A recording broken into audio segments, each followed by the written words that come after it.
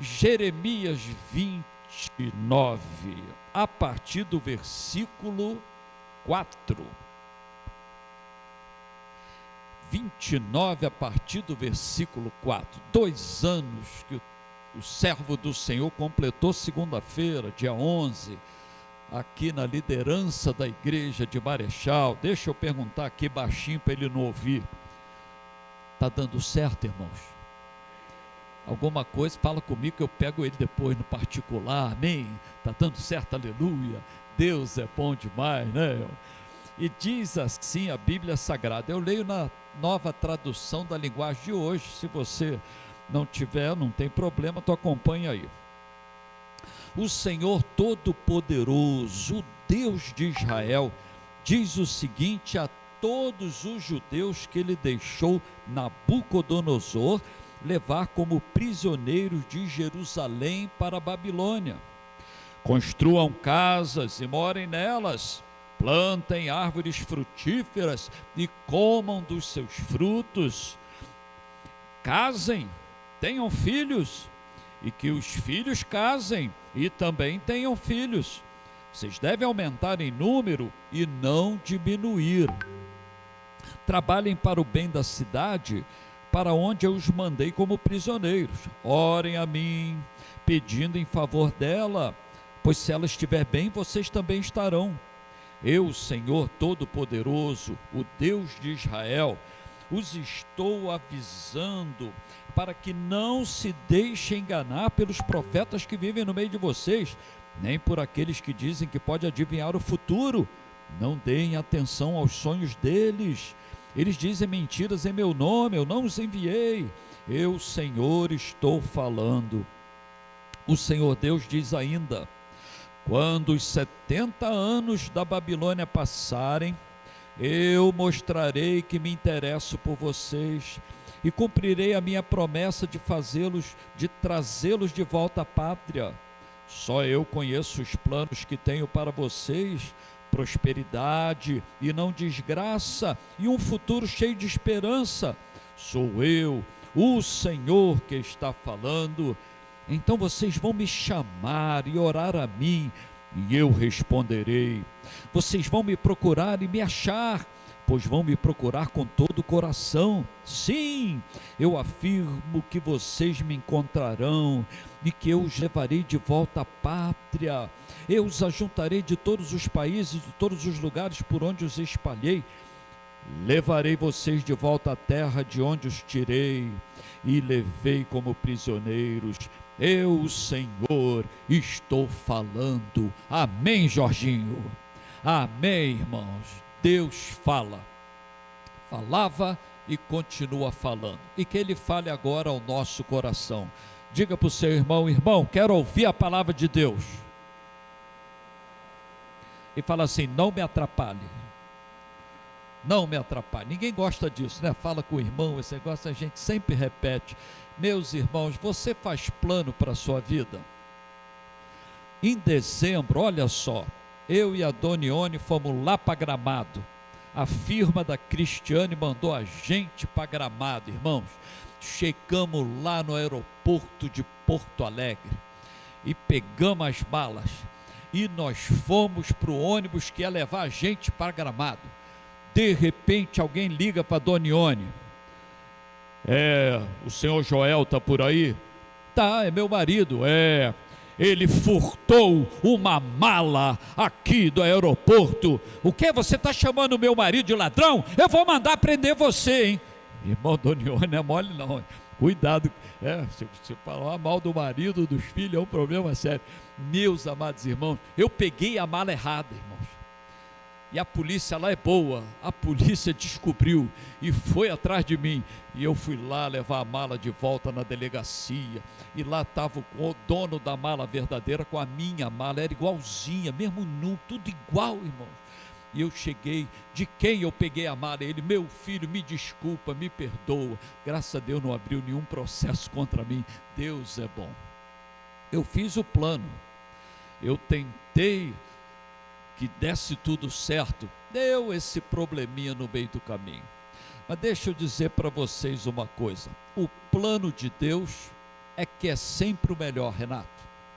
O plano de Deus é sempre o melhor. Diga comigo, o plano de Deus é sempre o melhor. E quando a gente olha aqui esse texto de Jeremias, a gente descobre por que o plano de Deus é melhor. Em primeiro lugar, o plano de Deus é melhor porque ele tem o melhor conselho. Ele é o melhor conselheiro para a gente. Ele começa falando aqui para o pessoal que estava preso, que ele é que havia feito com que a prisão acontecesse. Ele é que havia enviado o povo para a Babilônia. Nem sempre, irmãos, a gente vai onde Deus quer, ou onde nós queremos. Às vezes Deus coloca a gente numa situação que a gente não esperava. A gente não fez aquele plano, mas aconteceu. E aí, olha o que é legal. Deus mandou o povo para a Babilônia, mas ele não se deixou ficar longe do povo. Ele enviou o povo para a Babilônia, mas Deus ainda estava ali acompanhando o processo, e acompanhando tanto que estava mandando recado, mandando conselhos, bons conselhos, àquele povo que estava na Babilônia. Deus é diferente dos ídolos, irmãos. Deus é muito diferente dos ídolos, e o nosso país, o nosso bairro, e aqui também Marechal, os ídolos estão muito em evidência. Olha o que disse o salmista lá no Salmo 115. O salmista disse assim: por que é que as outras nações nos perguntam, onde é que está o seu Deus? Nós respondemos, o nosso Deus está no céu, ele faz tudo o que quer. Porque os deuses das outras nações, são de prata, de ouro, são feitos por seres humanos, têm boca, mas não falam, têm olhos, mas não veem, têm ouvido, mas não ouvem, têm nariz, mas não cheiram, têm mão, mas não pode pegar, têm pé, mas não pode andar, da garganta deles não sai nenhum som. Eita! E aí sabe o que ele diz depois? Tornem-se semelhantes a eles os que os fazem e os que confiam neles. Mês passado foi o mês da idolatria, e lá no nosso bairro todo ano tem a festa da idolatria. Deus tenha misericórdia. E esse ano eu estava passando, uma funcionária pública, minha conhecida, estava botando a faixa de uma política lá: salve a idolatria. E eu cheguei para ela, sentada ali na calçada: minha filha, fulana, não vou dizer o nome dela aqui, mas fulana, você já avisou a dona candidata lá que idolatria é pecado? Do lado dela estava o autor da festa. E eu cheguei e disse assim: porque ele está consciente, ele vai para o inferno consciente, porque ele é um idólatra, mas talvez ela não saiba. Você tem que avisar que a idolatria é pecado. Ele ficou meio assustado, irmãos, ele me olhou assim meio estranho, e eu tive que dizer com amor e carinho, porque todo dia eu vou lá e ainda aperto a mão dele, que ele vai para o inferno por causa da idolatria. Deus tenha misericórdia, irmãos. Deus não é um ídolo. Deus fala, Deus aconselha. E o que ele aconselha aqui para o povo que estava preso lá na Babilônia? Deus chega: olha, gente, eu quero que vocês construam, eu quero que vocês plantem, eu quero que vocês comam, eu quero que vocês tenham filhos, e eu quero que os filhos de vocês tenham filhos. Só conselho bom, irmãos, só conselho bom que Deus está dando. Agora imagina Deus chegando hoje, ainda bem que a gente não está numa prisão, e viesse dar conselhos para a igreja de Marechal, e viesse dar conselhos para a igreja de Oswaldo Cruz, e viesse dar conselho para os pastores, e ele ia dizer para a gente: olha só, construam. E cá entre nós, construir é bom, a gente gosta de construir. Lembra quando o pastor Adriano chegou aqui, que o tempo estava assim, meio caidinho, com todo respeito, irmão, mas estava assim, precisando de um reparozinho, uma pinturazinha. Eu reparei, tá? Eu estava aí. E aí a gente chega aqui, dá uma olhadinha, eu acho que melhorou. Não melhorou, irmãos? Ficou mais bonitinho? Então vamos dizer glória a Deus?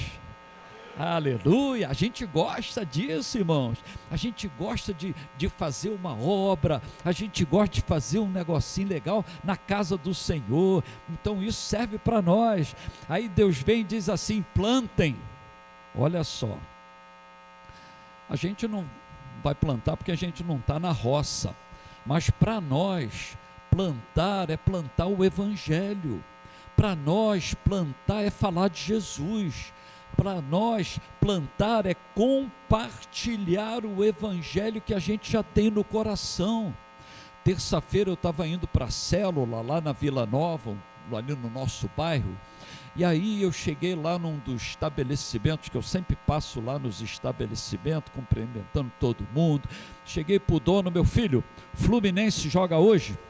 Aí ele disse assim: ih, rapaz, não sei, pergunta a ele. E ele era um flamenguista, irmãos. Tudo bem, aleluia. O flamenguista, eu perguntei: e aí, flamenguista, o Fluminense joga hoje? E ele disse: hoje joga Fluminense, joga Internacional, joga. E começou a falar, o cara sabia realmente. Aí eu aproveitei: já que você sabe tudo, diz para mim, qual é o caminho que leva a gente para o céu? E ele na hora respondeu, irmão, no pé da letra: Deus. E eu falei: resposta errada. Salve. Comecei a sair. E ele disse: ei, volta aqui. O que foi? Eu quero saber a resposta certa. Ainda bem, né, irmão? E eu disse, olhando nos olhos dele, e disse Jesus: eu sou o caminho, a verdade e a vida. Ninguém vem ao Pai senão por mim. E ele me agradeceu, irmão. Espero que ele aceite essa palavra no coração dele. É só Jesus. A gente tem que aproveitar para plantar o Evangelho. A gente tem que, irmãos, comer a palavra de Deus, que é o nosso alimento. Hoje de manhã eu estava terminando de ler o Evangelho de Marcos, e aí um detalhe interessante, fiquei feliz. Último versículo de Marcos 16, 20, e lá está dizendo assim, que os discípulos foram pregar o Evangelho, e Deus, olha que palavra, cooperava com eles, fazendo os sinais e os milagres. Eita, Deus estava junto. A gente sabe que nós somos os cooperadores de Deus, né? Paulo diz isso aos Coríntios: olha, nós somos cooperadores, colaboradores, a gente coopera com Deus. E aí Deus se mostra cooperando com a gente também. E eu achei aquilo lindo. Obrigado, Senhor, porque o Senhor está junto com a gente quando a gente prega o Evangelho. Lá na igreja, agora em abril, a gente ofereceu 7 cursos de estudo na escola bíblica. Um dos cursos era assim: como fazer uma boa devocional. 20 alunos se inscreveram. Eles queriam aprender a comer melhor a palavra de Deus, a se alimentar melhor da Bíblia Sagrada. É plantar e é comer aquilo que Deus tem dado para nós, para cada um de nós. E aí, irmãos, Jeremias recebe o recado: eu quero que vocês tenham filhos. Aí Deus vem para nós e diz assim: olha só, eu quero que você tenha filho, mas já casei, já tenho filho. Não, eu quero que você tenha filhos na fé. Eu quero que você gere vidas no seu coração. Eu quero que você ganhe seu vizinho para Cristo. Eu quero que você ganhe sua vizinha para Cristo. Eu agora estou morando num prédio, irmãos, que tem 56 apartamentos, 14 andares. É muito alto. Eu estou pedindo a Deus 10% de vidas daquele prédio. E agora eu estou pedindo mais: Senhor, me dá um crente em cada andar desse prédio. 14 andares, 14 crentes pelo menos. Já estou pedindo a Deus, irmão. A gente é servo do Senhor, a gente compartilha. E aí ele não diz só tenham filhos, ele diz tenham netos. A gente tem que ter neto espiritual. Fizemos uma pesquisa lá na igreja, eu fiquei preocupado. 30% dos homens que tiveram filhos na fé, 30%, viram os netos espirituais. E das mulheres, não fiquem tristes, 20%. 30% viu o neto espiritual, o filho dele ganhou outro. das mulheres, só 20%, a filha dela ganhou outra. Gente, nós temos que ter filhos e temos que ter netos espirituais. O pastor Adriano, no aniversário dele, batizou ali 2 pessoas, e um dos que ele batizou, ele mesmo ganhou para Jesus. Amém, irmãos? É o exemplo para nós. Quarta-feira cheguei para os pastores e falei isso, e disse para os pastores: nós temos que fazer a mesma coisa. A gente tem que dar o exemplo ao rebanho, a gente tem que ganhar uma alma para Jesus e dizer para o rebanho: é assim que faz, irmãos, olha aqui, e pedir ao rebanho que faça a mesma coisa. Tenham filhos e tenham netos espirituais. E Deus deu esses conselhos para o povo. E cá entre nós, para a gente construir, precisa de quê? Silvana fez aqui o ofertório, né? Desafiou os irmãos a contribuírem. Gente, tudo isso que aconteceu é com seu dinheiro, seu dízimo e sua oferta. Alimentar-se da palavra de Deus é você que faz. Você precisa abrir a Bíblia e ler. Você precisa encontrar a palavra. Eu estou lendo a Bíblia agora pela 41ª vez, 41. Ano que vem vai ser 42. No outro ano, 43. Até morrer, irmão. Eu vou ler a Bíblia toda, todo ano, até morrer. Falei com Deus, é meu compromisso. Então você tem que ler também, você tem que se alimentar da palavra de Deus. Você tem que ter filhos e você tem que ter netos na fé, porque Deus deseja o crescimento da igreja. Ele falou para, vocês aumentem de número aí, não diminuam. Mas a igreja está tão boa, a gente vai crescer. Porque cada alma nova, sabe o que é? É uma a menos no inferno. Cada alma nova aos pés de Cristo é uma a menos no inferno. Esse é o conselho de Deus para nós. E aí o texto continua. O plano de Deus é melhor, porque Ele tem o melhor conselho. Mas o plano de Deus é melhor também, sabe por quê? Porque Ele tem a melhor visão. Deus está vendo mais do que você. Você está vendo assim, ó a sua visão. Sua visão, você só olha assim, você não enxerga aqui nem aqui. Deus enxerga assim. Deus vê todas as coisas. Deus tem a visão do amanhã que eu e você não temos. Deus tem a visão do ontem, do hoje e do amanhã. Deus tem a visão daqui a 10 anos. Para o povo aqui, Ele tinha a visão daqui a 70 anos. O povo seria liberto. Deus tem a melhor visão. Aí ele diz aqui no verso 7, orem a mim, pedindo o favor da cidade. A gente tem que se conectar com Deus. A gente tem que estar ligado com Ele, porque a visão dEle vai nos levar ao final que Ele quer. Mas a gente tem que estar conectado com Ele. Uma cena que acontece com outro personagem ligada a essa é com Daniel. Daniel, lá no capítulo 9 do livro dele, sabe o que acontece? Ele estava lendo Jeremias, esse Jeremias aqui. Aí ele descobriu, 70 anos. Eu vim para cá com 15, estou com 85. Opa, 70 anos chegou. Aí sabe o que Daniel faz? Começa a orar, meu filho. Senhor, o Senhor prometeu. Está aqui, está escrito. O Senhor prometeu. E Daniel começa a orar, começa a jejuar, pedindo para Deus cumprir aquela palavra ao nosso coração. Um dos livros ali é Orando a Palavra. É uma coisa que o crente pode fazer. Você leu a Bíblia, você diz, Senhor, o Senhor está falando isso para mim? Senhor, confirma no meu coração, confirma na minha alma. Deus tem a melhor visão. E aí a gente se conecta com a visão dele. Meus amados irmãos, é assim que a gente tem que fazer. No primeiro capítulo de Marcos, que eu terminei de ler hoje, o 16º, há uma cena interessante, uma sequência interessante. Você abre Marcos, aí você vê logo João Batista aparecendo, pregando lá o arrependimento, preparando o caminho para Jesus. Aí Jesus entra em cena e é batizado por João Batista. Aí Jesus vai para o deserto para ser provado. Quantos dias? Quem lembra? 40 dias Jesus vence Satanás no deserto.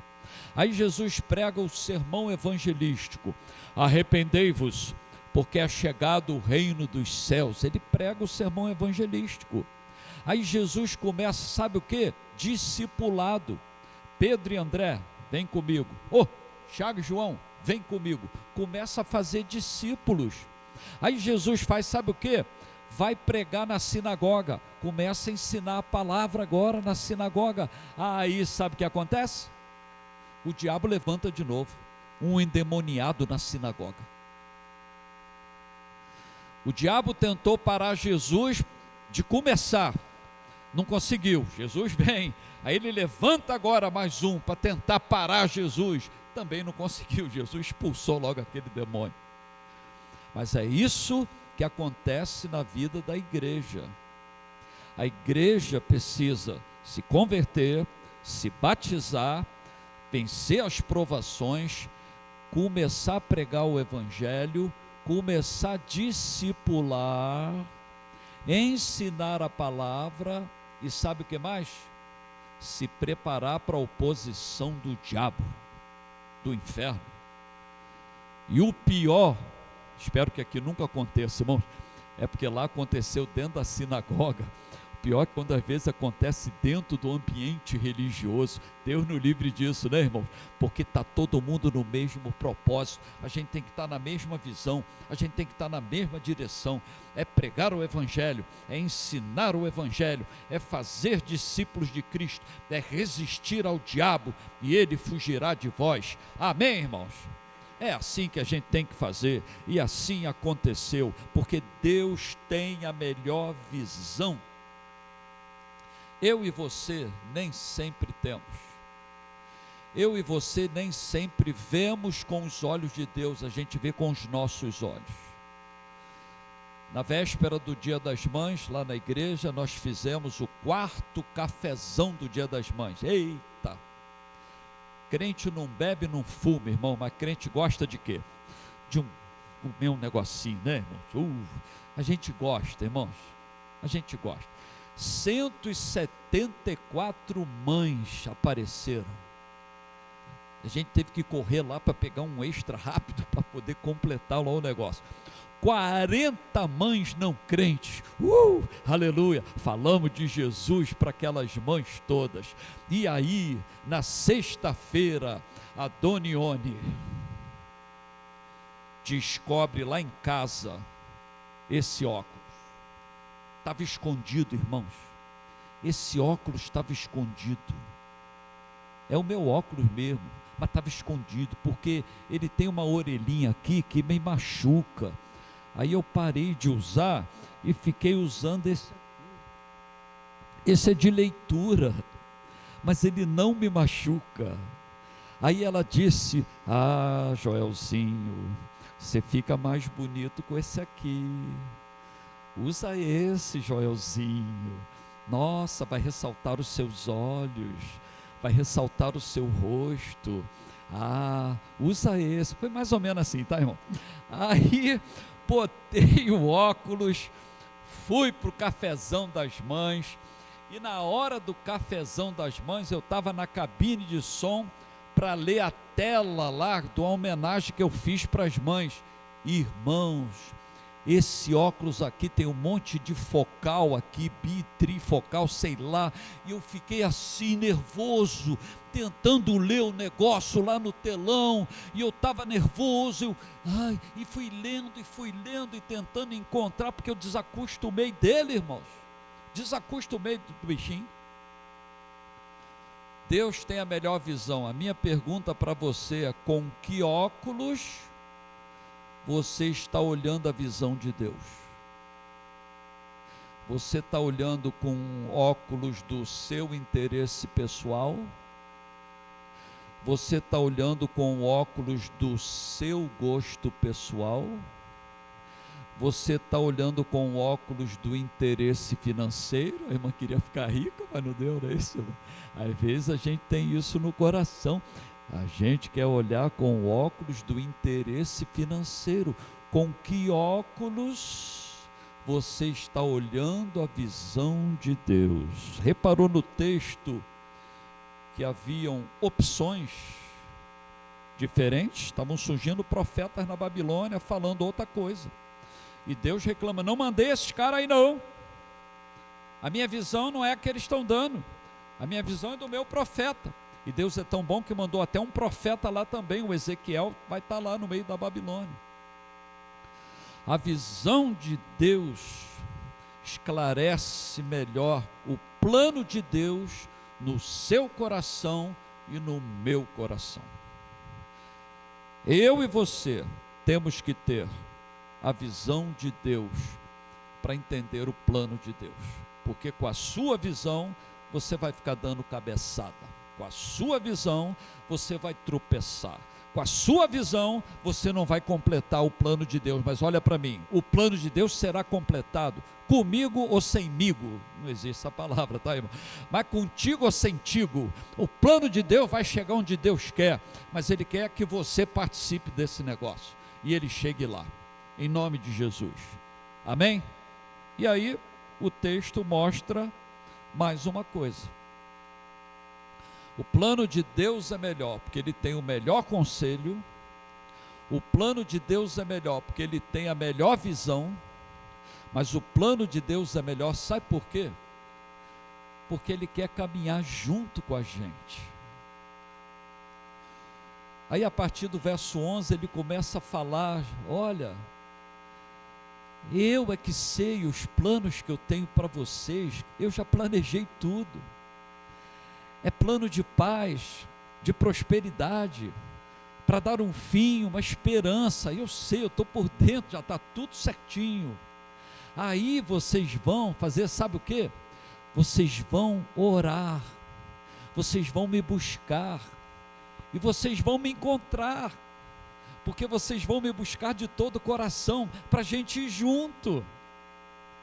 O povo estava lá, Deus manda recado, Deus não está alheio, mas Deus quer vir junto com o povo outra vez, para a terra que Ele prometeu ao povo, para a cidade que era a cidade de Deus, Jerusalém. Deus não queria que o povo ficasse andando sem Ele. O nosso Deus quer andar com a gente, mas é necessário que eu e você queiramos andar com Ele.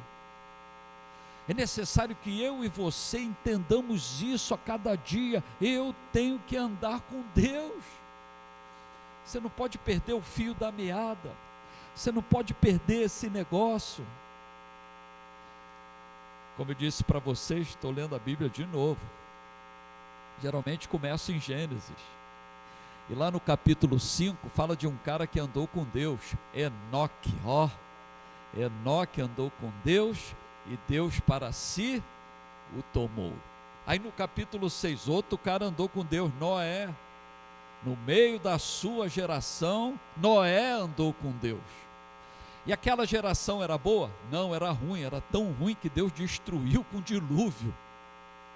E no meio de uma geração ruim que Deus destruiu com dilúvio, tinha um Enoque que andava com Deus, tinha um Noé que andava com Deus. Eu e você podemos andar com Deus no meio de uma geração ruim que é a nossa, cheia de bandido, cheia de criminoso, cheia de notícia ruim, cheia de crise. Agora vem política aí, vai começar a crise de novo, né, irmão?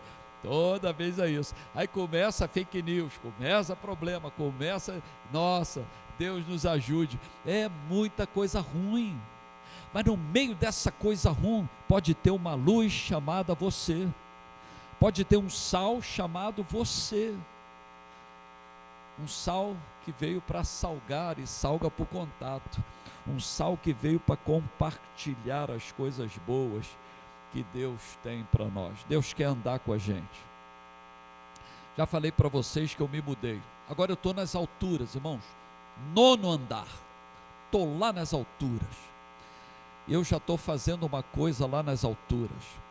Eu tenho janela para 2 lugares do bairro, e eu levanto as minhas mãos numa janela e peço: Senhor, salva Oswaldo Cruz, salva Oswaldo Cruz.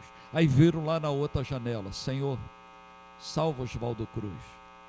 Aí aqui não tem janela, eu viro para a parede: Senhor, salva Oswaldo Cruz. Aqui também não tem, eu viro para a parede: Senhor, Salva Oswaldo Cruz. Quero caminhar com Deus e quero que Ele caminhe comigo na salvação desse bairro de Oswaldo Cruz, irmão. Em janeiro a gente começou caminhada de oração todo mês estamos caminhando. Sábado que vem é dia, último sábado do mês. No último domingo do mês estava tendo uma festa em frente à igreja. Esse ano não aconteceu nenhuma vez. Nenhuma vezinha. E nós vamos continuar orando, e saindo pelas ruas, e pisando pelas ruas, e abençoando as casas, as pessoas, né? Lógico, abençoando as vidas. Estamos caminhando, é nossa missão, é nossa função, é nossa responsabilidade, e Deus está com a gente. Quando o apóstolo Paulo escreve aos Efésios, ele fala que eu e você estamos sendo construídos, nós estamos formando um templo, sabe para quê? Para Deus morar. Então eu peço a você que não atrapalhe o templo que Deus está fazendo para morar, chamado Primeira Igreja Batista de... Lê comigo, vai lá. Primeira Igreja Batista em Marechal Hermes. É um templo que Deus está construindo para morar, e morar com a gente e andar com a gente. Eu estou vendo muitos cabelinhos brancos. Quem tem um, diga, eu tenho. As mulheres escondem com a tintinha, né, irmãos? Quem não tem, diga, nada. Não tem, meu filho, você não tem. E o salmista diz, na velhice ainda darão, quem lembra? Frutos. Mas o que ele diz antes? Ele diz antes assim, os que estão plantados na casa do Senhor, na velhice ainda darão frutos. Deus plantou você aqui, irmãos, é para você dar fruto aqui. Amém? Pastor, mas já estou velhinho, aleluia, vai dar fruto velhinho.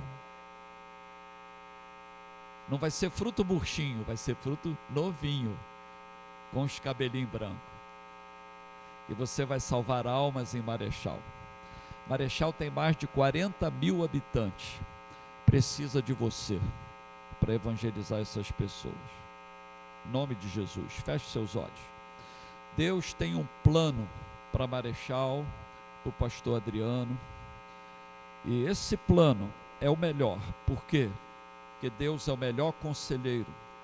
A Bíblia diz que Ele é um maravilhoso conselheiro, porque Deus tem a melhor visão, Ele vê o que você não vê, porque Deus quer andar com a gente no cumprimento desse plano. Ele fez isso lá com o povo na prisão, e Ele quer fazer isso com a gente hoje, para a honra e glória do nome dEle e do Filho dEle, Jesus Cristo de Nazaré. Senhor amado, esse é um desafio tremendo para nós, aqui em Marechal, lá em Oswaldo Cruz. O desafio de entender o Teu plano, que é o melhor, não há dúvida disso. Ouvindo os Teus conselhos, recebendo a Tua visão, entendendo que o Senhor quer caminhar com a gente, e a gente tem que caminhar contigo. Abençoa, Senhor, esse ministério, esse trabalho, e que o pastor Adriano e sua família, junto com a igreja de Marechal, possam estar no centro do plano de Deus, para esse tempo, para essa geração, para esse período que passamos aqui na nossa região.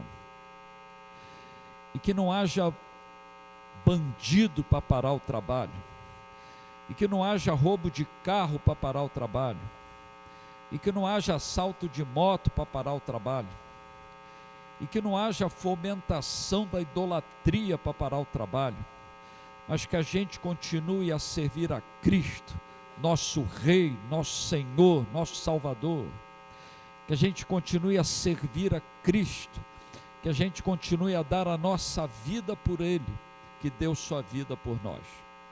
Fica conosco. Obrigado por tudo, em nome de Jesus. Amém. Você recebe essa palavra, diga: eu recebo. Em nome de Jesus. Deus te abençoe.